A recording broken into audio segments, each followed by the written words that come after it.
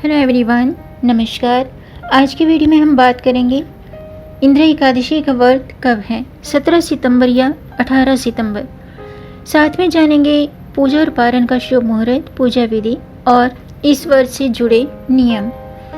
दोस्तों, हर साल अश्विन माह के कृष्ण पक्ष की एकादशी को इंद्र एकादशी का व्रत रखा जाता है।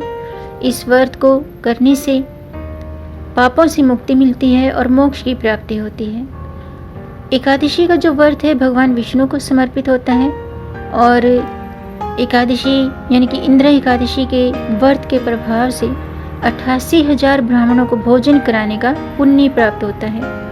इसके अलावा विष्णु लोक में स्थान मिलता है और मोक्ष की प्राप्ति होती है। आइए जानते हैं इंद्र एकादशी व्रत का शुभ मुहूर्त क्या है और पारण का समय क्या है। साल 2025 में इंद्र एकादशी का व्रत 17 सितंबर को रखा जाएगा। एकादशी तिथि 17 सितंबर को प्रातःकाल 12:21 पर शुरू होगी और 17 सितंबर को रात्रि के 11:39 पर एकादशी तिथि समाप्त होगी। तो उदय तिथि के अनुसार इंद्र एकादशी का व्रत 17 सितंबर बुधवार को है। इस दिन गोधूली मुहूर्त शाम के 6:24 से शाम के 6:47 तक है। पारण का समय 18 सितंबर को प्रातःकाल 6:07 से प्रातःकाल 8:34 तक है। द्वादशी समाप्ति का समय है रात्रि के 11:24 पर। इस दिन दो शुभ योग बन रहे हैं, एक परिग योग और शिव योग। एकादशी पर परिग योग प्रातःकाल से लेकर के रात्रि के 10:55 तक है। उसके बाद से शिव योग बनेगा। इंद्र एकादशी पर पुनर्वसु नक्षत्र और पुष्य नक्षत्र भी है। पुनर्वसु नक्षत्र प्रातःकाल से लेकर के सुबह के 6:26 तक है। उसके बाद से पुष्य नक्षत्र है। इंद्र एकादशी के दिन ब्रह्म मुहूर्त 4:33 से 5:20 तक है। इस समय आप स्नान दान कर सकते हैं। और लाभोन्नति मुहूर्त है 6:07 से सुबह के 7:39 तक। और अमृत सर्वोत्तम मुहूर्त है 7:39 से 9:11 तक।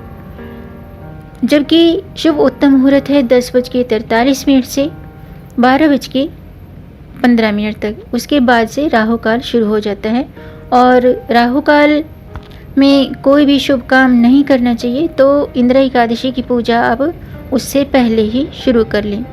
यदि आप 17 सितंबर को एकादशी व्रत रख रहे हैं तो व्रत का पारण 18 सितंबर को सुबह 6:07 से 8:34 के बीच में पारण कर लेना चाहिए। पारण के दिन द्वादशी समापन रात्रि में 11:24 पर होगा। आइए जानते हैं इंद्र एकादशी व्रत की पूजा विधि। दोस्तों, शास्त्रों के अनुसार एकादशी की सुबह स्नान के बाद शुद्ध वस्त्र धारण करें और भगवान सूर्य देव को जल का अर्घ्य दें।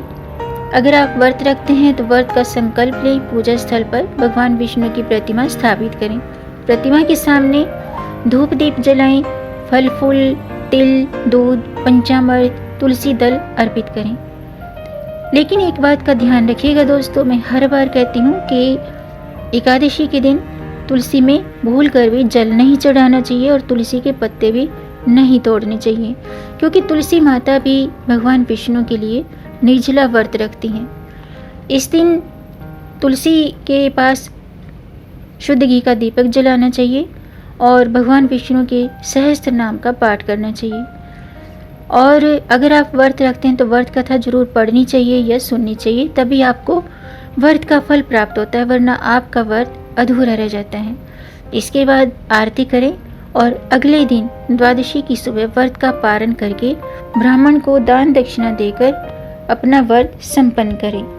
इंद्र एकादशी व्रत करने से भगवान विष्णु की कृपा प्राप्त होती है और पापों से मुक्ति मिलती है। इस दिन व्रत और पूजन करने से मोक्ष की भी प्राप्ति होती है। अगर आप व्रत नहीं भी रखते हैं तो भगवान विष्णु की पूजा करें, जरूरतमंद व्यक्तियों की मदद करें। व्रत करने वालों को ब्रह्मचर्य व्रत का पालन जरूर करना चाहिए।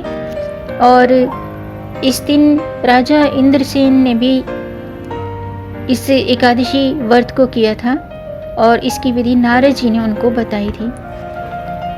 आइए जानते हैं कि इस दिन क्या करना चाहिए और क्या नहीं करना चाहिए। दोस्तों, एकादशी के दिन चावल का सेवन भूल कर भी नहीं करना चाहिए। इसके अलावा इस दिन मसूर की दाल का सेवन भी नहीं करना चाहिए। इस दिन तुलसी के पत्ते नहीं तोड़ने चाहिए। अगर आप व्रत रखते हैं तो एक दिन पहले आप तुलसी के पत्ते तोड़ कर रख लीजिएगा और इस दिन इस्तेमाल करने के लिए मतलब एक दिन पहले ही तुलसी के पत्ते तोड़ कर रख सकते हैं। और इस दिन गौ माता को हरा चारा खिलाने से ही भगवान विष्णु प्रसन्न होते हैं। इसके अलावा दोस्तों, इस दिन पीपल के पेड़ की जड़ में जल अर्पित करना चाहिए, दूध अर्पित करना चाहिए और सरसों के तेल का दीपक जलाना चाहिए। तो दोस्तों, आज का वीडियो मैं समाप्त करती हूँ। उम्मीद है आपको ये जानकारी पसंद आई होगी।